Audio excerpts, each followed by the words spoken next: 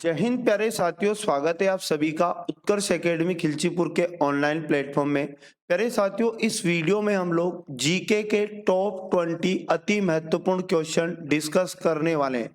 प्यारे साथियों, बिल्कुल सेलेक्टेड और इम्पोर्टेंट क्वेश्चन इस वीडियो में लिए गए हैं। 10 से 15 मिनट की ये क्लास होने वाली है जो ध्यानपूर्वक आपको समझना है। प्यारे साथियों, आप एसएससी, रेलवे या किसी पुलिस का एग्जाम या फिर अन्य किसी भी प्रतियोगी परीक्षा की तैयारी कर रहे हैं तो ये वीडियो आपके लिए अति महत्वपूर्ण है। पार्ट एक आज हम लोग इसका डिस्कस करेंगे।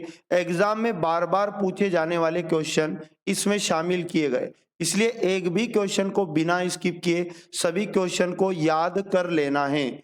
इस क्लास का पीडीएफ आप प्रतिदिन हमारे टेलीग्राम से डाउनलोड कर सकते हैं। टेलीग्राम का लिंक आपको इस वीडियो के डिस्क्रिप्शन में मिल जाएगा। आज का पहला क्वेश्चन है, चुनाव आयोग की स्थापना कब हुई थी? तो प्यारे साथियों, चुनाव आयोग की स्थापना याद रखिए 1950 में हुई थी। ऑप्शन नंबर 2 इसका सही जवाब है। एग्जाम में पूछ ले यदि चुनाव आयोग का मुख्यालय कहाँ है तो नई दिल्ली आपको याद रखना है। और भारत के पहले चुनाव आयुक्त का नाम अगर एग्जाम में पूछ ले, सुकुमार सेन आपको याद रखना है। और वर्तमान में जो हमारे चुनाव आयुक्त हैं 2023 में, राजीव कुमार हैं। क्वेश्चन नंबर 2 है हमारे पास, निम्नलिखित में से कौन सा 2023 में जाति आधारित जनगणना शुरू करने वाला भारत का पहला राज्य बन गया है? तो प्यारे साथियों, 2023 में जाति आधारित जनगणना शुरू करने वाला भारत का पहला राज्य बिहार बना है।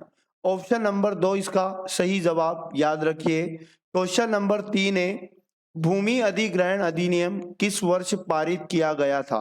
तो भूमि अधिग्रहण अधिनियम 1894 में पारित किया गया था। ऑप्शन नंबर 4 सही जवाब आपको याद रखना है। भूमि अधिग्रहण यह एक ऐसा नियम है जिसके द्वारा सरकार सार्वजनिक उद्देश्यों के लिए निजी संपत्तियों का अधिग्रहण करती है। क्वेश्चन नंबर 4 है हमारे पास, निम्नलिखित में से कौन वेटिंग फॉर ए वीजा पुस्तक के लेखक थे? तो वेटिंग फॉर ए वीजा पुस्तक के लेखक डॉक्टर बी आर अम्बेडकर थे। ऑप्शन नंबर 3 इसका बिल्कुल सही जवाब याद रखना है। क्वेश्चन नंबर 5 है, सुभाष चंद्र बोस ने महात्मा गांधी को कब राष्ट्रपिता कहकर संबोधित किया था? तो सुभाष चंद्र बोस ने महात्मा गांधी को 6 जुलाई 1944 को राष्ट्रपिता कहकर संबोधित किया था। ऑप्शन नंबर 2 इसका सही जवाब आपको याद रखना है। क्वेश्चन नंबर 6 हमारे पास, हिमालय का निम्नलिखित में से कौन सा भाग काली और तीस्ता नदियों के बीच स्थित है? तो प्यारे साथियों, काली और तीस्ता नदी के बीच हिमालय का नेपाल हिमालय भाग स्थित है। Nepal Himalaya option number 1 correct answer याद रखना है। अब ये जो कुमाऊं हिमालय आपको दिखाई दे रहा है, कुमाऊं हिमालय से आपको याद रखना है ये सतलज और काली नदी के बीच स्थित है। और असम हिमालय की यदि बात करें तो असम हिमालय तीस्ता नदी और दिहांग नदी के बीच स्थित है। और उसके बाद जो पंजाब हिमालय है सिंधु नदी और सतलज नदी के बीच स्थित है। क्वेश्चन नंबर 7 है, 2022 में अविनाश साबले को निम्नलिखित में से किस खेल के लिए अर्जुन पुरस्कार मिला था? तो 2022 में अविनाश साबले को याद रखिएगा स्टीपल चेज गेम के लिए याद रखिएगा अर्जुन पुरस्कार इन्हें मिला था। ऑप्शन नंबर 4 और इंपॉर्टेंट क्वेश्चन है। क्वेश्चन नंबर 8 की यदि बात करें, स्वामी दयानंद सरस्वती ने की स्थापना की यह एक ऐसा संगठन है जिसने हिंदू धर्म में सुधार का प्रयास किया। तो प्यारे साथियों, स्वामी दयानंद सरस्वती ने आर्य समाज की स्थापना की थी।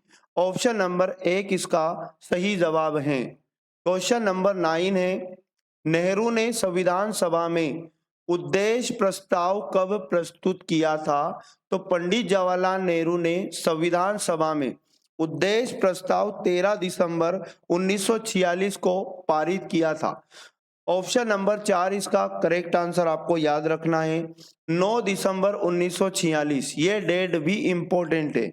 संविधान सभा की पहली बैठक नई दिल्ली में हुई थी, 9 दिसंबर 1946 भी याद रखना है। क्वेश्चन नंबर 10 है, मुंबई इंडियंस ने पहली महिला प्रीमियर लीग चैंपियन जीता है किस टीम ने उप विजेता का खिताब अपने नाम किया है? तो विजेता तो आपको पता चल ही गया क्वेश्चन में, मुंबई इंडियंस रही महिला प्रीमियर लीग में। आगे यदि बात करें उप विजेता की, तो दिल्ली कैपिटल्स आपको याद रखना है। दिल्ली कैपिटल्स टीम उप विजेता रही। ऑप्शन नंबर 1 करेक्ट आंसर याद रखिएगा। क्वेश्चन नंबर 11 है, भारत के किस राज्य में बोडो दूसरी आधिकारिक भाषा के तौर पर एक भाषा है? तो बोडो दूसरी आधिकारिक भाषा के तौर पर असम राज्य में है। ऑप्शन नंबर 1 सही जवाब हो जाएगा। क्वेश्चन नंबर 12 की यदि बात करें, समुद्री शैवाल किसके महत्वपूर्ण स्रोत है? तो प्यारे साथियों, समुद्री शैवाल आयोडीन के महत्वपूर्ण स्रोत है। ऑप्शन नंबर 1 करेक्ट आंसर याद रखिए। क्वेश्चन नंबर 13 है, रक्त में कैल्शियम के स्तर को नियंत्रित करने वाला हार्मोन है? तो रक्त में कैल्शियम के स्तर को नियंत्रित करने वाला hormone parathormone. Option number 3 correct answer आपको याद रखना है। क्वेश्चन नंबर 14 है, वंगला सांस्कृतिक उत्सव 100 ड्रम महोत्सव भी से कहते हैं, भारत के निम्नलिखित में से किस राज्य की जनजाति द्वारा मनाया जाता है? तो ये उत्सव याद रखिएगा, भारत की मेघालय जनजाति के द्वारा मनाया जाता है। ऑप्शन नंबर 2 सही जवाब है। और मध्य प्रदेश के कुछ उत्सव मेरे साथ रिवाइज करिए।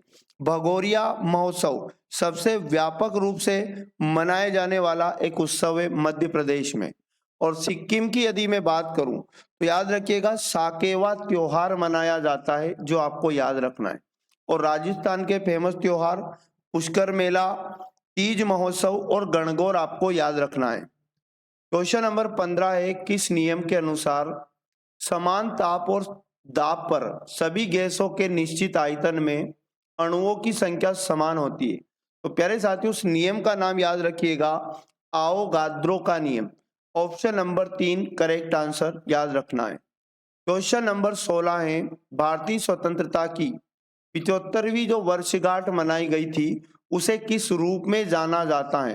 तो भारतीय स्वतंत्रता की 75वीं वर्षगांठ को आजादी के महोत्सव के रूप में जाना जाता है। ऑप्शन नंबर 4 सही जवाब याद रखना है। क्वेश्चन नंबर 17 है, अर्थव्यवस्था में उत्पादन को प्रोत्साहित करने के लिए सरकार द्वारा प्रदान की जाने वाली मौद्रिक सहायता को क्या कहा जाता है? तो राइट आंसर याद रखिएगा, राज सहायता, अनुदान कहते हैं। ऑप्शन नंबर 2 सही जवाब है। 18 नंबर है, WEF की रिपोर्ट के अनुसार वैश्विक लैंगिक अंतराल रिपोर्ट 2023 में कौन सा देश अंतिम स्थान पर रहा है? तो इस रिपोर्ट के अनुसार अंतिम स्थान पर रहने वाला देश अफगानिस्तान याद रखिए। ऑप्शन नंबर 2 सही जवाब है। क्वेश्चन नंबर 19 और इंपॉर्टेंट क्वेश्चन, भारत ने अप्रैल 2023 में पर अब तक का उच्चतम GST राजस्व संग्रह हासिल किया है? तो भारत ने अप्रैल 2023 में याद रखिएगा 1,87,000 करोड़ रुपये का राजस्व GST के रूप में हासिल किया है।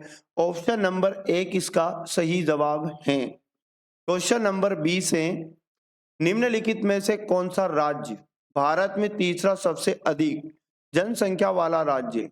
तो प्यारे साथियों, भारत में सबसे अधिक जनसंख्या वाला तीसरा राज्य अगर एग्जाम में पूछे, बिहार याद रखना है। और पहले नंबर पर आता है उत्तर प्रदेश और दूसरे नंबर पर आता है महाराष्ट्र। प्यारे साथियों, ये थे वेरी मोस्ट और इम्पोर्टेंट 20 क्वेश्चन जो एग्जाम के लिए आपके लिए अति महत्वपूर्ण साबित होंगे। प्रतिदिन इस क्लास की PDF भी आप डाउनलोड कर सकते हैं, हमारे टेलीग्राम से आप जुड़ सकते हैं। टेलीग्राम का लिंक आपको इस वीडियो के डिस्क्रिप्शन में मिल जाएगा। चैनल पर पहली बार आए तो चैनल को सब्सक्राइब कर लें और बेल आइकन को ऑन कर लें, जिससे आपको ऑल क्लास का नोटिफिकेशन तुरंत मिल पाएगा। मिलेंगे नेक्स्ट वाले पार्ट में, पढ़ते रहिए। जय हिंद, जय भारत, वंदे मातरम।